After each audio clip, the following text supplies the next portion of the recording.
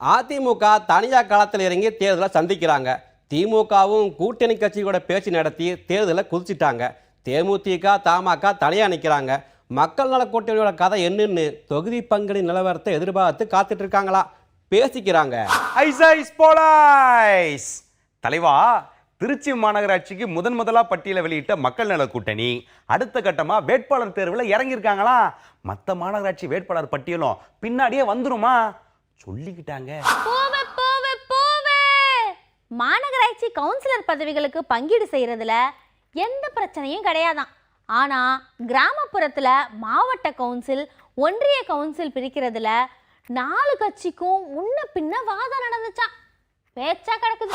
Balloon நண்பா, பேரூராட்சி தலைவர் பதவி, நகராட்சி தலைவர் பதவி, ஒன்றிய சேர்மன், மாவட்ட பஞ்சாயத்து சேர்மன் பதவிகளை கூட்டணியில யார் எடுத்துக்கிறதுன்னு ஆரம்பிச்சு வெற்றி வாய்ப்புள்ள கவுன்சிலர் வார்டுங்க வரைக்கும் கூட்டணி பேச்சுல குழப்பம் வந்துச்சா, சொல்லிக்கிட்டாங்கப்பா.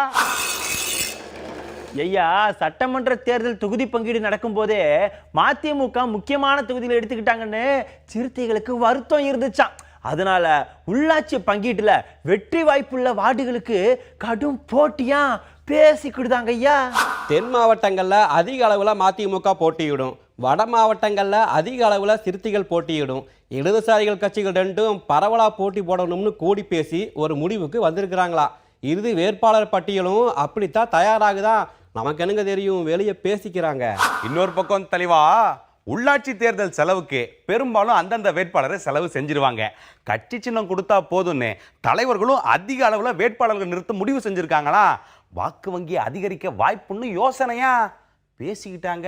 தனித்து போட்டின்னு சொன்ன தமிழ் மாநில காங்கிரஸ் கட்சியில எப்படியும் கூட்டணி வந்துரும்னு மாவட்ட ஒன்றிய பொறுப்பாளர்கள் காத்திருந்தாங்களாமா. தனியா நின்று செலவு செய்யவான்னு இப்போ கையை பசஞ்சுக்கிட்டு நிக்கிறாங்களாம், பேச்சா கிடக்குது. நண்பா, இன்னொரு பக்கம் கூட்டணி வாய்ப்பே இல்லைன்னு சொன்ன தேமுதிகவுல விருப்ப மனு கொடுக்கறதுக்கு அவ்வளவா ஆள் இல்லையா. அதனால எல்லா வார்டுலையும் போட்டி போடணும்னு அவசியம் இல்லை, வெற்றி வாய்ப்புள்ள இடத்துல வெயிட்ட காமிப்போன்னு முடிவா பேசிக்கிட்டாங்கப்பா. ஐயா, தேமுதிக தமாக மட்டும் இல்லாம மற்ற கட்சியில அதிருப்தியா இருக்கும் சிலரையும், சுயேட்சை களத்துல இறங்கி ஜெயிக்க வாய்ப்புள்ள சிலரையும் அதிமுகவும் திமுகவும் வலை வீசி பிடிக்கிறாங்களாம். தனிப்பட்ட செல்வாக்கு இருக்கிறவங்களுக்கு வெயிட்டும் அதிகமா பேசிக்கிடுதாங்க ஐயா.